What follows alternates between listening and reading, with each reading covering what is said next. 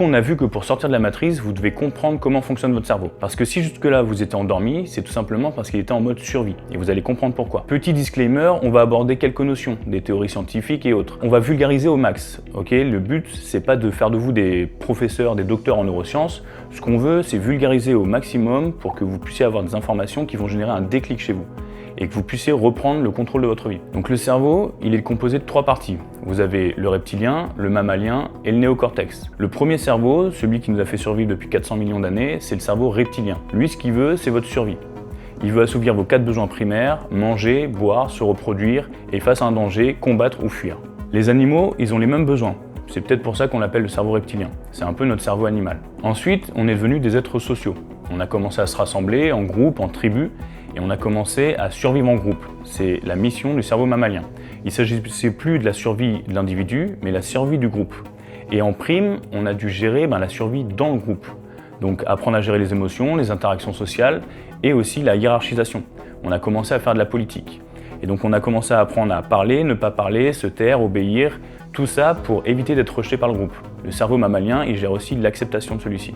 Et ensuite, on a développé notre néocortex. Le néocortex, c'est notre cerveau qui est destiné à améliorer notre condition, à nous faire évoluer. Et donc le cerveau qui parle en premier, c'est le cerveau reptilien. Ce cerveau-là, peu importe la situation dans laquelle vous êtes, il va analyser et il va dire est-ce qu'il y a un danger ou pas. La réaction face à un danger, c'est un pic de stress. Ce pic de stress, il va générer 2 réflexes, le combat ou la fuite. Par exemple, une lionne qui se promène dans la savane, elle va tomber sur une gazelle. Elle va avoir un pic de stress. Pourquoi ? Parce que la gazelle, c'est sa nourriture, donc c'est sa survie. C'est un danger en fait indirect. Elle va avoir ce pic de stress et elle va devoir décider de se mettre en mode de combat ou en mode de survie. Par chance, la lionne, elle est préparée pour le combat, donc elle va se mettre en ordre de marche. La gazelle, elle va se promener dans la même savane et elle va tomber sur la lionne. Et là, elle va avoir le même pic de stress. Ça marche exactement pareil des 2 côtés. Sauf que la gazelle, elle, si elle combat la lionne, c'est fini pour sa survie, elle est morte. Donc, ce qu'elle va faire, elle va jouer avec ses cartes et en l'occurrence, la gazelle, elle court vite. Donc, quand elle va avoir ce pic de stress, elle va choisir l'autre réaction qui va être la fuite. Chez les animaux, le pic de stress, il est immédiat et il répond à un stimuli extérieur, un son, une odeur, un mouvement. Chez l'être humain, ça marche quasiment pareil, mais il y a quand même une petite différence. En fait, l'être humain, il est un peu nul en survie. Il a une peau fragile, il court pas très vite, il a pas de crocs, pas de dents, pas de cornes, pas de venin. Voilà. Face à la nature, il est quand même assez vulnérable. Si demain vous avez une lionne à côté de vous et que vous n'êtes pas dans un zoo ou dans un safari, vos chances de survie elles sont quand même assez limitées. Maintenant, il a trouvé 2 techniques pour survivre aussi longtemps. La première, c'est se mettre en groupe. L'union fait la force. Et la seconde, c'est anticiper le danger.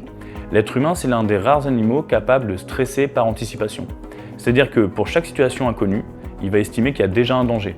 Et il va se préparer à ce danger, il va anticiper, il va générer un pic de stress par anticipation. Qu'est-ce que ça lui permet de faire ? Ça lui permet d'avoir un coup d'avance, tout simplement.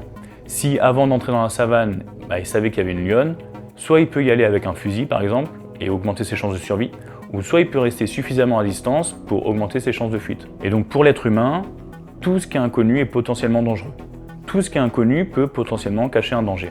Et ça, on l'a tous vécu. Quand on était petit, quand il a fallu traverser une zone d'ombre, un endroit noir, un couloir, une forêt, on a tous eu peur.